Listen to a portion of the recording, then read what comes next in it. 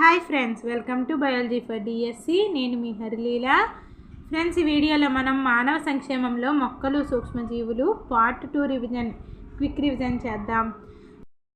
వీడియోలోకి వెళ్ళే ముందు బయాలజీ ఫర్ డిఎస్సి ఛానల్ని లైక్, షేర్, సబ్స్క్రైబ్ చేయండి. Stay tuned and keep watching. మానవ సంక్షేమంలో సూక్ష్మజీవులు. గృహోపకరణ ఉత్పత్తులలో సూక్ష్మజీవులు. ఫస్ట్ ఉపయోగం ఏంటంటే గృహోపకరణ ఉత్పత్తులలో సూక్ష్మజీవులు. మనం సూక్ష్మజీవులను లేదా వాటి ఉత్పత్తులను ప్రతిరోజు ఉపయోగించుకుంటున్నామని తెలుసుకుని మనం ఆశ్చర్యపోతాం. అతి సాధారణమైన ఉదాహరణ పాల నుంచి ఉత్పత్తి అయ్యే పెరుగు.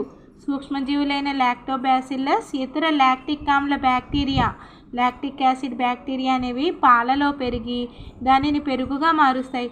వీటి పెరుగుదలతో లాక్టిక్ యాసిడ్ బ్యాసిల్లస్ ఆమ్లాలను ఉత్పత్తి చేసి గట్టిగా మార్చి పాల ప్రోటీన్లను కొంత భాగం జీర్ణింపజేస్తాయి. తాజా పాలకు కొంత పెరుగు మొదటిగా లేదా అంతర్నివేశంగా ఇనాక్యులంగా కలిపినప్పుడు దానిలోని కోట్ల సంఖ్యలో ఉండే లాక్టిక్ యాసిడ్ బ్యాసిల్లస్ తగిన ఉష్ణోగ్రతలో సంఖ్యాపరంగా వృద్ధి చెంది పాలను పెరుగుగా మారుస్తాయి. తద్వారా దానిలో విటమిన్ B12 అభివృద్ధి చెందడం వలన దాని పోషక విలువలు కూడా పెరుగుతాయి. మన జీర్ణకోశంలో లాక్టిక్ యాసిడ్ బ్యాసిల్లస్ వ్యాధికారక సూక్ష్మజీవులను నివారించడంలో ఎంతో ఉపయోగకరమైన విధిని నిర్వహిస్తాయి.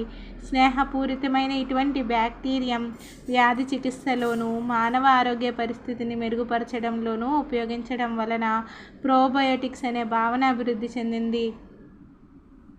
పాల నుంచి ఉత్పత్తి అయ్యే పెరుగులో మనకి సూక్ష్మజీవులైన లాక్టోబాసిల్లస్, ఇతర లాక్టిక్ ఆమ్ల బ్యాక్టీరియా, లాక్టిక్ యాసిడ్ బ్యాక్టీరియా అనేవి పాలలో పెరిగి దానిని పెరుగుగా మారుస్తాయి. వీటి పెరుగుదలతో లాక్టిక్ యాసిడ్ బ్యాసిల్లస్ బ్యాక్టీరియం యొక్క ఆమ్లాలను ఉత్పత్తి చేసి లాక్టిక్ యాసిడ్ బ్యాక్టీరియా అనేది ఆమ్లాలను ఉత్పత్తి చేసి గట్టిగా మార్చి పాల ప్రోటీన్లను కొంత భాగం జీర్ణింపజేస్తాయి. తాజా పాలకి కొంత పెరుగును మొదటగా లేదా అంతర్నివేశంగా కలిపినప్పుడు ఇనాక్యులంగా కలిపినప్పుడు దానిలోని కోట్ల సంఖ్యలో ఉండే లాక్టిక్ యాసిడ్ బ్యాక్టీరియం అనేది తగిన ఉష్ణోగ్రతలో సంఖ్యాపరంగా వృద్ధి చెంది పాలను పెరుగుగా మారుస్తాయి. తద్వారా దానిలో విటమిన్ B12 అభివృద్ధి చెందడం వలన దాని పోషక విలువలు కూడా పెరుగుతాయి. మన జీర్ణకోశంలో కూడా లాక్టిక్ యాసిడ్ బ్యాక్టీరియం వ్యాధికారక సూక్ష్మజీవులను నివారించడంలో ఎంతో ఉపయోగకరమైన విధిని నిర్వహిస్తాయి. స్నేహపూరితమైన ఇటువంటి బ్యాక్టీరియం వ్యాధి చికిత్సలోనూ మానవ ఆరోగ్య పరిస్థితిని మెరుగుపరచడంలోనూ ఉపయోగించడం వలన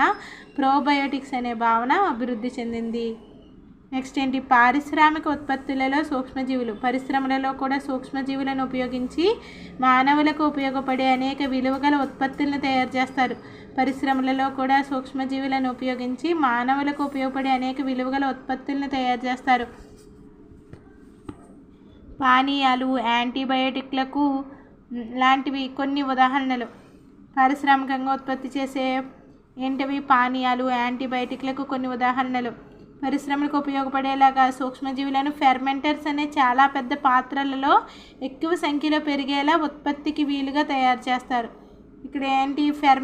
ఫెర్మెంటర్స్ అనే చాలా పెద్ద పాత్రల్లో ఎక్కువ సంఖ్యలో పెరిగేలాగా ఉత్పత్తికి వీలుగా పరిశ్రమల్లో ఈ పానీయాలని కానీ యాంటీబయాటిక్లను కానీ తయారు చేస్తారు. పులిసిన పానీయాలు.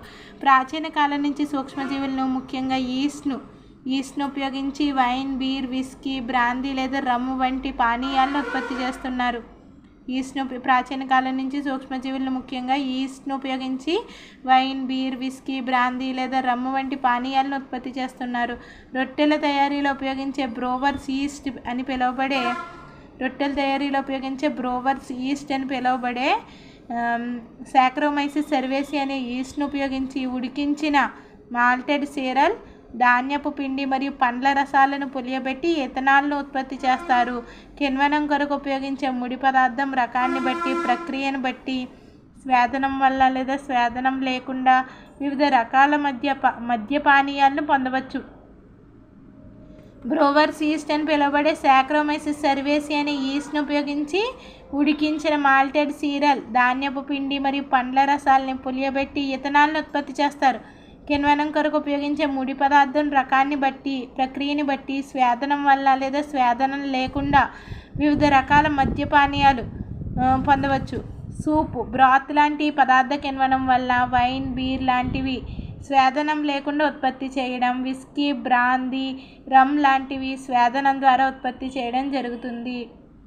సూప్ లాంటి పదార్థ కిణ్వనం వలన వైన్, బీర్ లాంటివి స్వేదనం లేకుండా ఉత్పత్తి చేయడం. విస్కీ, బ్రాందీ, రమ్ లాంటివేమో స్వేదనం ద్వారా ఉత్పత్తి చేయడం జరుగుతుంది. నెక్స్ట్ యాంటీబయాటిక్లు. 20వ శతాబ్దంలో కనుగొన్న ఆవిష్కరణలలో సూక్ష్మజీవుల ద్వారా ఉత్పత్తి అయ్యే యాంటీబయాటిక్స్ అనేవి చాలా ప్రముఖమైనవి. 20వ శతాబ్దంలో కనుగొన్న ఆవిష్కరణలో ఇవి మానవ సమాజ సంక్షేమం కోసం ఎంతో తోడ్పడుతున్నాయి. యాంటీ అంటే గ్రీకు పదానికి అర్థం ఏంటి? విరుద్ధంగా. యాంటీ అంటే విరుద్ధంగా, బయో అంటే జీవం అని అర్థం. ఈ రెండు కలపగా దాని అర్థానికి జీవానికి విరుద్ధంగా. యాంటీబయాటిక్ అనేది గ్రీకు పదము. యాంటీ అంటే విరుద్ధంగా, బయో అంటే జీవం అని అర్థం. ఈ రెండు కలపగా దాని అర్థం జీవానికి విరుద్ధంగా. వ్యాధికారక జీవుల పూర్వోత్తర సందర్భాన్ని ఉద్దేశించి, అయితే మానవులను ఉద్దేశించి ఇది జీవం కోసం అని, విరుద్ధం కాదని సూచిస్తుంది. అయితే ఇక్కడ మానవులను ఉద్దేశించి యాంటీబయాటిక్ అంటే జీవం కోసం. మనకు సంబంధించి ఏంటి? యాంటీబయాటిక్స్ ఎందుకు వాడతాం మనం? జీవం కోసం, విరుద్ధం కాదని సూచిస్తుంది మనకి. యాంటీబయాటిక్లు అనేవి కొన్ని సూక్ష్మజీవుల ఉత్పత్తి చేయబడు రసాయన పదార్థాలు. ఇవి ఇతర సూక్ష్మజీవులను చంపడం లేదా వాటి పెరుగుదలను అదుపు చేయడం జరుగుతుంది. యాంటీబయాటిక్లు 20వ శతాబ్దంలో కనుగొన్న ఆవిష్కరణలలో సూక్ష్మజీవుల ద్వారా ఉత్పత్తి అయ్యే యాంటీబయాటిక్స్ అనేవి చాలా ప్రముఖమైనవి. 20వ శతాబ్దంలో కనుగొన్న ఆవిష్కరణలలో ఈ సూక్ష్మజీవుల ద్వారా ఉత్పత్తి అయ్యే ఈ యాంటీబయాటిక్స్ అనేవి చాలా ప్రముఖమైనవి. యాంటీ అనేది ఏంటంటే గ్రీకు పదము. యాంటీబయాటిక్స్ అనేది గ్రీకు పదము. యాంటీ అనే గ్రీకు పదానికి అర్థం విరుద్ధంగా, బయో అంటే జీవం, జీవానికి విరుద్ధంగా అని అర్థం వచ్చినప్పటికీ మన విషయానికి, మానవుల విషయానికి వచ్చేటప్పటికి జీవం కోసం, ప్రోలైఫ్ అని అర్థం అనమాట. విరుద్ధం కాదని సూచిస్తుంది. యాంటీబయాటిక్లు అనేవి కొన్ని సూక్ష్మజీవుల చేత ఉత్పత్తి చేయబడు రసాయన పదార్థాలు. ఇతర వ్యాధికారక సూక్ష్మజీవులను చంపడం లేదా వాటి పెరుగుదలని అదుపు చేయడం చేస్తాయి యాంటీబయాటిక్లు అనేవి. నెక్స్ట్ రసాయనాలు, ఎంజైమ్లు, ఇతర జీవ సామర్థ్య అణువులు. వాణిజ్యపరంగా పారిశ్రామిక ఉత్పత్తి కోసం కొన్ని రసాయనాలైన కార్బన్ ఆమ్లాలు, మత్తు పానీయాలు, ఎంజైమ్ల కొరకు కూడా సూక్ష్మజీవులను ఉపయోగిస్తారు. ఆస్పర్జిల్లస్ నైజర్ అనే శిలీంధ్రం నుంచి సిట్రిక్ ఆమ్లం ఉత్పత్తి చేస్తారు. ఆస్పర్జిల్లస్ నైజర్ నుంచి సిట్రిక్ ఆమ్లం. ఎజిటోబ్యాక్టర్ ఎసిటై నుంచి ఎసిటిక్ ఆమ్లం. క్లాస్ట్రీడియం బ్యూటాలికం నుంచి బ్యూటారిక్ ఆమ్లం. లాక్టోబాసిల్లస్ నుంచి లాక్టిక్ ఆమ్లం మొదలైన వాటిని ఉత్పత్తి చేస్తారనమాట. ఆస్పర్జిల్లస్ నైజర్ సిట్రిక్ ఆమ్లము, ఎజిటోబ్యాక్టర్ ఎసిటిక్ ఆమ్లము, క్లాస్ట్రీడియం బ్యూటాలికం బ్యూటారిక్ ఆమ్లము, లాక్టోబాసిల్లస్ నుంచి లాక్టిక్ ఆమ్లము మొదలైన వాటిని ఉత్పత్తి చేస్తారు. వాణిజ్యపరంగా ఇథనాల్ను ఉత్పత్తి కోసం ఈస్ట్ను, సాక్రోమైసిస్ సర్వేసియాను ఉపయోగిస్తారు. వాణిజ్యపరంగా ఇథనాల్ను ఉత్పత్తి కోసం ఈస్ట్ను ఉపయోగిస్తారు. సూక్ష్మజీవులను ఎంజైమ్ల ఉత్పత్తి కోసం కూడా ఉపయోగిస్తారు. లైపేజ్లను సబ్బుల తయారీ సూత్రంలో వినియోగిస్తారు. తద్వారా ఇవి బట్టలపై నూనె మరకలను తొలగించడంలో ఉపయోగపడతాయి. లైపేజ్లను సబ్బుల తయారీ సూత్రంలో ఉపయోగిస్తారు. తద్వారా ఇవి బట్టలపై నూనె మరకలను తొలగించడంలో ఉపయోగపడతాయి. నెక్స్ట్ మురుగునీటి శుద్ధి విధానంలో సూక్ష్మజీవులు నగరాలలోను పట్టణాలలోను ప్రతిరోజు ఎక్కువ మొత్తంలో పనికిరాని వ్యర్థమైన నీరు ఉత్పత్తి అవుతుందని మనకు తెలుసు. ఈ వ్యర్థమైన నీటిలో ఎక్కువ భాగం మనుష్యుల మలంతో నిండి ఉంటుంది. ఈ నగర సంబంధమైన పనికిరాని నీటిని మురుగునీరు అని కూడా అంటారు. దీనిలో ఎక్కువ శాతంగా కర్బన సంబంధ పదార్థం, సూక్ష్మజీవులు ఉంటాయి. ఇవి చాలా వరకు ప్రమాదకారకమైనవి. ప్రాథమిక శుద్ధి విధానం. ఈ విధానంలో భౌతికంగా కనిపించే పెద్ద, చిన్న పదార్థ భాగాలను మురుగునీటి నుంచి వడపోత అవసాదనం ద్వారా తీసివేస్తారు. ఈ ప్రాథమిక శుద్ధి విధానంలో ఏం చేస్తారు? పెద్ద, చిన్న పదార్థ భాగాలను మురుగునీటి నుంచి వడపోత అవసాదనం ద్వారా తీసివేస్తారు. ఈ పదార్థాలను దశల వారీగా తీసివేస్తారు. ముందుగా తేలుతున్న వ్యర్థ పదార్థాలను వరుస వడపోతలతో తీసివేస్తారు. సీక్వెన్షియల్ ఫిల్టరేషన్ ద్వారా తీసివేస్తారు. తర్వాత గ్రిట్ అంటే మట్టి, చిన్న చిన్న రాళ్లను అవసాదనం ద్వారా, సెడిమెంటేషన్. అవసాదనం అంటే కిందకి మడ్డిలాగా పేరుకుంటాయి కదా, అది అవసాదనం అనమాట. సెడిమెంటేషన్ ద్వారా తీసివేస్తారు. అడుగున ఉండిపోయిన దాన్ని ప్రాథమిక ఘనపదార్థం అని, ప్రైమరీ స్లడ్జ్ అని, మిగతా పై భాగాన్ని ద్రవ వ్యర్థము, ఎఫ్లెంట్ అని అంటారు. ప్రాథమికంగా క్రిందకి చేరే ట్యాంకులోని ద్రవ వ్యర్థాన్ని రెండవ మారు శుద్ధి కోసం తీసుకుంటారు. ప్రైమరీ స్లడ్జ్ అని, మిగతా పై భాగాన్ని ద్రవ వ్యర్థం అని అంటారు. ప్రాథమికంగా కిందికి చేరే ట్యాంకులోని ద్రవ వ్యర్థాన్ని రెండవ మారు ద్వితీయ శుద్ధి కోసం తీసుకుంటారు. నెక్స్ట్ ద్వితీయ శుద్ధి విధానము లేదా జీవశాస్త్ర విధానం. Secondary treatment are biological treatment. ప్రాథమిక ద్రవ వ్యర్థాన్ని చాలా పెద్దవిగా గాలి ప్రవహించే ట్యాంకుల ద్వారా ప్రవహింపజేస్తారు. తద్వారా ఇక్కడ అదే పనిగా యంత్రాలు కదులుతూ ఉండడం వలన గాలి ఈ వ్యర్థంలోనికి ప్రసారం అయ్యేటట్లు చేస్తారు. మనకి ఫస్ట్ వచ్చిన ప్రాథమిక ద్రవ వ్యర్థం ఉంది కదా, ఈ ప్రాథమిక ద్రవ వ్యర్థాన్ని ద్వితీయ శుద్ధి విధానంలో ఏం చేస్తున్నారు, చాలా పెద్దవిగా గాలి ప్రవహించే ట్యాంకుల ద్వారా ప్రవహింపజేస్తారు. తద్వారా ఇక్కడ అదే పనిగా యంత్రాలు కదులుతూ ఉండడం వలన గాలి ఈ వ్యర్థంలోకి ప్రసారం అయ్యేటట్లు చేస్తారు. అంటే గాలి వెళ్తుందన్నమాట ఈ వ్యర్థంలోకి. దానితో ఉపయోగకరమైన వాయు సహిత సూక్ష్మజీవులు గుంపులు, ఫ్లాక్స్, బ్యాక్టీరియా సమూహాలు శిలీంధ్ర తంతువులుగా కలిసి ఒక వల వంటి నిర్మాణాన్ని ఏర్పరుస్తాయి. తేజవంతంగా పెరుగుతాయి. ఈ సూక్ష్మజీవులు పెరుగుతూ ద్రవ వ్యర్థం నుంచి ఎక్కువ శాతంలో కర్బన పదార్థాన్ని వినియోగించుకుంటాయి. దీనివల్ల వ్యర్థ ద్రవ పదార్థంలో గణనీయంగా బీఓడి బయోకెమికల్ ఆక్సిజన్ డిమాండ్ జీవరసాయన ప్రాణవాయువు అవసరం తగ్గిపోతుంది. బీఓడి అనేది ఆక్సీకరణం ద్వారా బ్యాక్టీరియం 1 లీటరు నీటిలోని కర్బన పదార్థం అంతా వినియోగించుకోవడం కోసం ఉపయోగించుకునే ఆక్సిజన్ మొత్తం. ఈ బీఓడి అనేది ఏంటంటే ఆక్సీకరణం ద్వారా బ్యాక్టీరియం 1 లీటరు నీటిలోని కర్బన పదార్థం అంతా వినియోగించుకోవడం కోసం ఉపయోగించుకునే ఆక్సిజన్ మొత్తం మురుగునీటిలో పూర్తిగా బీఓడి అనేది తగ్గే వరకు శుద్ధి చేస్తారు. ఈ బీఓడి అనేది తగ్గించేయాలి. ఈ బీఓడి ఎక్కువగా ఉంటే దానిలో ఏమున్నట్టు కాలుష్యం అనేది ఎక్కువగా ఉన్నట్టు. ఈ బీఓడి పరీక్ష అనేది ఉదాహరణగా ఒక నీటి శాంపిల్ని తీసుకుని దానిలోని సూక్ష్మజీవుల ద్వారా గ్రహించబడే ఆక్సిజన్ విలువలను తెలుసుకోవచ్చు. ఈ బీఓడి పరీక్ష ద్వారా ఒక నీటి శాంపిల్ని తీసుకుని దానిలోని సూక్ష్మజీవుల ద్వారా గ్రహించబడే ఆక్సిజన్ విలువల్ని తెలుసుకొనవచ్చు ఈ బీఓడి ద్వారా.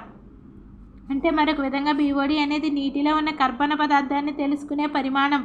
అపరిశుద్ధమైన నీటిలోని ఎక్కువ బీఓడి ఉంటే అదే దాని హెచ్చు కాలుష్య శక్మం.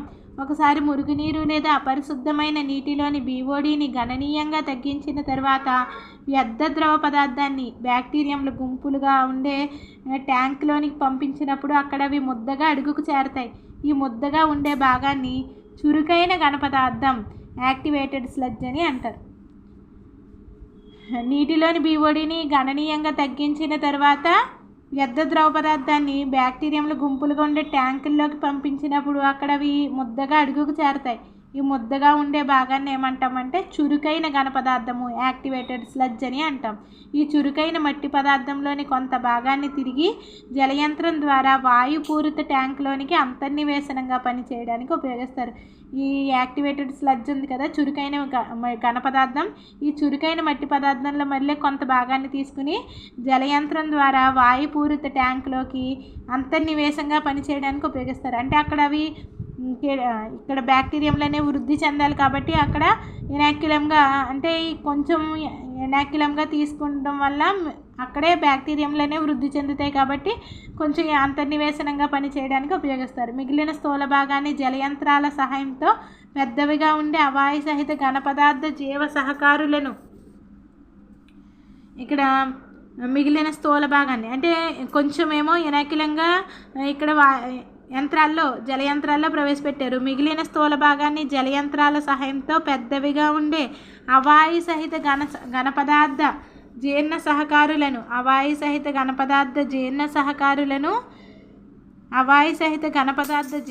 జీర్ణ సహకారులను ట్యాంకుల్లోనికి పంపుతారు. ఇక్కడ ఇతర రకాల బ్యాక్టీరియంలు అవాయు సహితంగా పెరిగేవి ఈ మట్టి పదార్థంలోని బ్యాక్టీరియంలను శిలీంధ్రాలని జీర్ణింపజేస్తాయి. ఈ జీర్ణక్రియలో బ్యాక్టీరియంలు methane, hydrogen sulphide, carbon dioxide లాంటి మిశ్రమ వాయువులను ఉత్పత్తి చేస్తాయి.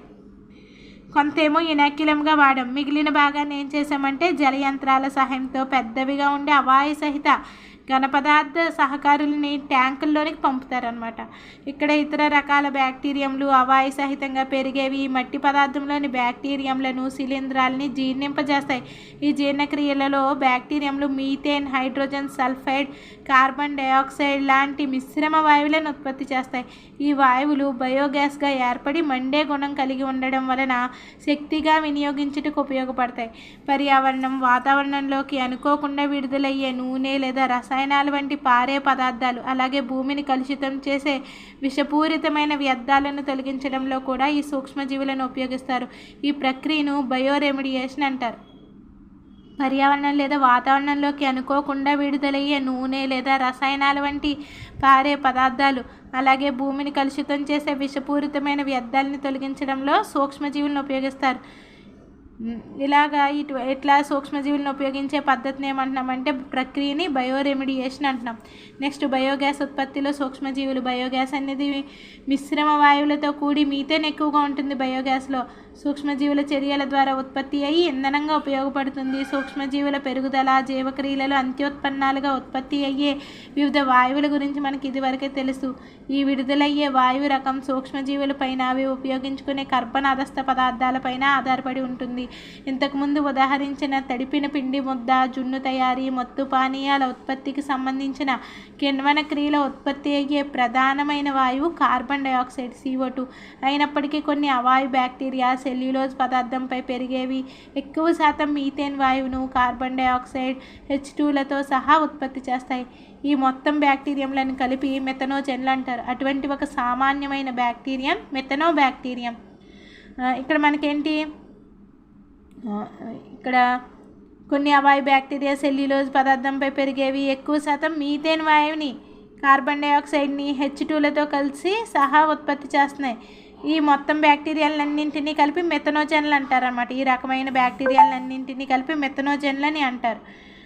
తర్వాత ఇటువంటి ఒక సామాన్యమైన బ్యాక్టీరియమే మెథనోబాక్టీరియం. ఇటువంటి మెథనోజెన్లలో ఒక సామాన్యమైన బ్యాక్టీరియం మెథనోబాక్టీరియం. ఈ బ్యాక్టీరియం సాధారణంగా మురుగునీటిని శుద్ధి చేసే ప్రక్రియలో వాయురహిత మురుగుమట్టిలో ఉంటుంది. పశువుల జీర్ణకోశంలోని ఒక భాగంలో కూడా ఈ బ్యాక్టీరియంలు ఉంటాయి. జీర్ణకోశం అంటే రూమెన్లో కూడా ఒక భాగంలో ఈ మెథనోబాక్టీరియంలోనే ఉంటాయి. పశువుల ఆహారంలో ఉన్న అత్యధిక సెల్యులోజ్ పదార్థము వాటి జీర్ణకోశ భాగంలో కూడా ఉంటాయి. రూమెన్లో ఈ బ్యాక్టీరియం సెల్యులోజ్ పదార్థాన్ని విచ్ఛిన్నం చేయడానికి ఉపయోగపడుతూ పశువుల పోషణలో ఒక ముఖ్యమైన పాత్రను పోషిస్తుంది. గాబర్ అని పిలువబడే పశువుల వ్యర్థం పేడలో ఈ బ్యాక్టీరియంలు ఎక్కువగా ఉంటాయి. పేడని ఉపయోగించి బయోగ్యాస్ అంటే గాబర్ గ్యాస్ని ఉత్పత్తి చేస్తారు. నెక్స్ట్ జీవ నియంత్రణ సహకారులుగా సూక్ష్మజీవులు. జీవ నియంత్రణ అంటే ఏంటి? జీవ నియంత్రణ అనేది మొక్కల వ్యాధులు, కీటకాలను జీవశాస్త్ర పద్ధతిలో నియంత్రించే విధానం. ఆధునిక సమాజంలో ఈ సమస్యలను అరికట్టే విధానంలోనూ ఎక్కువగా రసాయనాలను అంటే కీటకనాశకాలు, చీడల నాశకాలు ఉపయోగిస్తున్నారు. ఈ రసాయనాలు విషపూరితాలు, మనుష్యులకు, జంతువులకి తీవ్ర అపాయకారులై మన వాతావరణం, నేల, భూగర్భ జలం, పండ్లు, కాయగూరలు, పంట మొక్కలు కాలుష్యానికి గురి చేస్తున్నాయి. కలుపు మొక్కల నివారణకు వాడే కలుపు నాశకముల ద్వారా కూడా మన నేల కాలుష్యానికి గురి అవుతుంది. చీడలు, వ్యాధులు, జీవశాస్త్ర నియంత్రణ. వ్యవసాయ రంగంలో కీటకాలను నివారించడంలో రసాయనాల ప్రవేశానికి ముందు ప్రకృతి పరంగా పరభక్షితాలను ఉపయోగించే ఒక పద్ధతి వాడుకలో ఉండేది. పూర్వం మనం అంటే ఒక జీవులను చంపడానికి మరొక జీవులను పరభక్షితాలని వాడేవాళ్ళం. జీవ వైవిధ్యం అనేది ఆరోగ్యాన్ని పెంపొందిస్తుందని జీవ సంరక్షణ వ్యవసాయదారుని లేదా సేంద్రియ వ్యవసాయదారుని ఆర్గానిక్ ఫార్మర్ యొక్క బలమైన నమ్మకం. పచ్చికలో ఎంతో వైవిధ్యం ఉంటే అది అంత నిలకడగా ఉంటుంది. అందుచేత రైతు ఒక ప్రత్యేక విధానంపై శ్రద్ధ చూపి కీటకాలు, కొన్ని సందర్భాలలో చీడలు అన్నీ నాశనం కాకుండా కొన్నింటిని ఒక స్థాయి దాకా సమర్థించుకునే వరకు ఉంచి మధ్య మధ్యలో క్లిష్టమైన పద్ధతిలోనైనా వాటి హెచ్చు తగ్గులను పరిశీలిస్తూ ఒక సజీవ ఉత్తేజమైన జీవావరణ వ్యవస్థ స్థాయిని సమానంగా ఉండేలా చూస్తాడు. సాంప్రదాయ సిద్ధమైన వ్యవసాయ పద్ధతులకు భిన్నంగా రసాయనాలను పలుమార్లు వాడడం ద్వారా ఉపయోగకరమైన, హానికరమైన రెండు జీవరాశులకి వ్యత్యాసం లేకుండా చంపివేయబడుతున్నాయి. అంటే ఇక్కడ మనం రసాయనాలను ఉపయోగించడం వలన ఉపయోగకరమైన, హానికరమైన రెండు రకాల జీవులు చంపివేయబడుతున్నాయి. ఈ మార్గంలో సంపూర్ణ విధానాన్ని వలయాల మధ్య అర్థవంతంగా పెంపొందించేలాగా పరస్పర సహకారం అనేది వృక్ష సముదాయము, జంతు సముదాయ జీవుల మధ్య ఏర్పరచుకునేది. పరస్పర సహకారం ఉండాలి వృక్ష సముదాయం, జంతు సముదాయం మధ్య. జీవ సంరక్షక వ్యవసాయదారుని ఉద్దేశంలో చీడలుగా చెప్పబడే జీవుల్ని పూర్తిగా నాశనం చేయడం అనేది జరగదు. అయినా అది కోరదగినది కూడా కాదు. కోరదగినది ఎందుకంటే మొత్తం ఒక జాతికి సంబంధించిన జీవులన్నీ చనిపోవాలని ఎవరు కోరుకోరు. అలాగే ఈ జీవ సంరక్షణ అదే వ్యవసాయదారుడు ఉన్నారు కదా, వాళ్ళు కూడా మొత్తం ఒక జాతి జీవుల్ని నాశనం చేయాలనే ఉద్దేశంతో ఏమీ ఉండరు వాళ్ళు. ఇవి లేనందువలన వాటిపై ఆహారంగా లేదా ఆతిథేయిగా ఆధారపడే భక్షిత పరాన్నజీవులైన కీటకాలు మనుగడ సాగించలేవు. అందుచేత జీవ నియంత్రణ చర్యల వలన విషపూరితమైన రసాయనాలు, కీటకనాశకారులపై మనకి ఆధారపడడం అనేది చాలా వరకు తగ్గిపోతుంది. జీవ సంరక్షక వ్యవసాయ వృత్తి విధానంలో వివిధ జీవరాశుల గురించి, అవి మైదాన భాగంలో నివసించే విధానము, భక్షితాలు, వాటితో పాటు కీటకాలు, వాటి జీవిత చక్రాల గురించి, తినే ఆహారంలోని వైవిధ్యాలు, అవి ఎంచుకునే ఆవాసాలు మొదలైనవి తెలుసుకొనుట ముఖ్యమైనవి. ఈ విధానాల వలన జీవ సంరక్షణకు తగినట్లుగా అభివృద్ధి పరచవచ్చు. నెక్స్ట్, జీవ ఎరువులుగా సూక్ష్మజీవులు. ఈనాటి మన జీవన శైలిలో వాతావరణ కాలుష్యం అనేది ఎంతో వ్యాకులం చెందే విషయం. వేగంగా పెరుగుతున్న ఆహారోత్పత్తుల అవసరాలను అందుకోవడం కోసం రసాయన ఎరువుల వాడకం అనేది ఈ కాలుష్యానికి విశేషంగా తోడ్పడింది. ఇప్పుడు మనం ఎక్కువగా రసాయన ఎరువులు వాడటం ద్వారా వచ్చే సమస్యల్ని గ్రహించి జీవ ఎరువులను ఉపయోగించి చేసే జీవ వ్యవసాయానికి మారే విషయంలో ఎక్కువ ఒత్తిడి ఉన్నది. అంటే ఇక్కడ మనకి జీవ వ్యవసాయం చేయాలి, రసాయనాలని తక్కువగా ఉపయోగించాలి, జీవ ఎరువులుగా ఉండే ఇటువంటి వానపాములు అటువంటి వాటిని ఎక్కువగా ఉపయోగించాలి. జీవ ఎరువులు అనే జీవులు మృత్తికను పోషకాల ద్వారా సారవంతం చేసి దాని నాణ్యతను పెంపొందిస్తాయి. జీవ ఎరువులకు ముఖ్యమైన ఆధారం మూలం ఏంటి? బ్యాక్టీరియం శిలీంధ్రాలు, నీలి ఆకుపచ్చ శైవలాలు. జీవ ఎరువులకి ముఖ్యమైన ఆధారం ఏంటంటే బ్యాక్టీరియంలు, శిలీంధ్రాలు, నీలి ఆకుపచ్చ శైవలాలు. శిలీంధ్రాలు కూడా మొక్కలతో సహజీవన సహవాసం. ఈ శిలీంధ్రాలు కూడా ఏం చేస్తున్నాయి? మొక్కలతోటి సహజీవన సహవాసం చేస్తున్నాయి. ఈ మొక్కలతోటి శిలీంధ్రాలు కలిపి ఉన్న వాటిని ఏమంటున్నామంటే సహవాసాన్ని మైకోరైజియా శిలీంధ్ర మూలం అని అంటాం. శిలీంధ్ర మూలం అనేది చేయడం జరుగుతుంది. శిలీంధ్రము మొక్కలతో కలిపి సహజీవనాన్ని ఏమంటాం? మైకోరైజియా అంటాం. గ్లామస్ ప్రజాతికి చెందిన అనేక శిలీంధ్రాలు శిలీంధ్ర మూలాన్ని ఏర్పరుస్తాయి. సహజీవన సహవాసంలోని శిలీంధ్రం మొక్క చేత మృత్తిక నుంచి ఫాస్ఫరస్ను శోషించే విధంగా చేస్తుంది. ఇక్కడ ఈ సహజీవన సహవాసంలో శిలీంధ్రం ఏం చేస్తుంది? మొక్క చేత మృత్తిక నుంచి ఫాస్ఫరస్ని శోషించే విధంగా చేస్తుంది. శిలీంధ్రం అనేది మొక్క చేత మృత్తిక నుంచి ఫాస్ఫరస్ని శోషించే విధంగా చేస్తుంది. ఇటువంటి సహవాసాలతో కూడిన మొక్కలు ఇతర లాభాలను కూడా చూపిస్తాయి. అంటే వేరు తొలిచే పద్ధతి, వేరు తొలిచే వ్యాధి జనకం నుంచి ప్రతిరోధకత, ఉప్పు నీటికి, నీటి కొరత ఓర్చుకొనుటకు, మొక్క పెరుగుదల అభివృద్ధికి మొత్తం జరిగేలాగా చూడడం వంటి వాటికి సహజీవన ఇటువంటి సహవాసాలతో కూడిన మొక్కలకి కొన్ని లాభాలు వస్తాయన్నమాట. వేరు తొలిచే వ్యాధి జనకం నుంచి ప్రతిరోధకత, వేరు తొలిచే వ్యాధి జనకం నుంచి రక్షించబడతాయి. అటువంటి మొక్కలు ఉప్పు నీటికి, నీటి కొరతను ఓర్చుకుంటాయి, టాలరెన్స్ చూపిస్తాయి, మొక్క పెరుగుదల అభివృద్ధి మొత్తం జరిగేలా చూడడం లాంటివి చేస్తాయి అన్నమాట. సవాళ్ళు విసురుతున్న సూక్ష్మజీవుల ద్వారా అనేక ఉపయోగాలు ఉన్నప్పటికీ ఈ సూక్ష్మజీవులు భవిష్యత్తులో మానవ సమాజంపై కొన్ని సవాళ్ళను విసిరే అవకాశం ఉంది. మన ముందు తరాల మనుగడ కోసం వీటిని మనం దృష్టిలో ఉంచుకోవాలి. ఔషధాలకు, ప్రత్యేకించి యాంటీబయాటిక్లకి ఈ సూక్ష్మజీవ వ్యాధికారకాలు పరిణామ క్రమంలో ఔషధాలకు, ప్రత్యేకించి యాంటీబయాటిక్లకు వ్యాధి నిరోధకతని ఏర్పరచుకుంటాయి. ఈ వ్యాధి నిరోధకతని ఏర్పరచుకోవడం వల్ల సాంక్రమిక వ్యాధుల్ని ఎదుర్కోవడం ఒక పెద్ద సవాలుగా మారింది. అంటే ఇక్కడ మనకి వ్యాధులకు వ్యతిరేకంగా యాంటీబయాటిక్లను మింగుతున్నాం కదా, ఆ యాంటీబయాటిక్లకు కూడా ఈ వ్యాధికారకాలు అనేవి నిరోధకతని ఏర్పరచుకుంటాయి. కాబట్టి ఇక్కడ సాంక్రమిక వ్యాధుల్ని ఎదుర్కోవడం అనేది ఒక పెద్ద సవాలుగా మారింది. ఈ వ్యాధి జనకాలు ఉత్పరివర్తనాల ద్వారా అనేక ఔషధాలకు ప్రతినిరోధకత చెంది విపరీత సూక్ష్మజీవులుగా సూపర్ మైక్రోబ్స్గా మారే అవకాశం ఉన్నదని సూక్ష్మజీవ శాస్త్రజ్ఞులు తెలుసుకున్నారు. అందువలన ఒక కొత్తదైన అమోఘమైన చికిత్సా విధానాన్ని కనుగొనే అవసరం ఉంది. సూక్ష్మజీవ శాస్త్రజ్ఞులు, చర్మ వ్యాధి నిపుణులు ఇప్పుడు ఎక్కువగా వ్యాకులత చెందే ముఖ్యమైన సమస్య తటాలున తిరిగి మళ్ళీ బయటపడే రీఎమర్జింగ్ అంటువ్యాధుల గురించి. ఈ మధ్యకాలంలో బయటపడిన వ్యాధులు AIDS, acquired immunodeficiency syndrome, mad cow వ్యాధి, SARS, severe acute respiratory syndrome తిరిగి బయటపడిన అంటువ్యాధులు. అంటే పూర్వం ఒకప్పటి కాలంలో ఉండి మళ్ళీ ఇప్పుడు అక్కడక్కడ లేదా సరికొత్త భౌగోళిక ప్రదేశాల్లో కనిపించేవి. ఇలా తిరిగి కనిపించిన కొన్ని వ్యాధులు కలరా, ట్యూబర్క్యులోసిస్, డెంగ్యూ, జ్వరం మొదలైనవి అన్నమాట.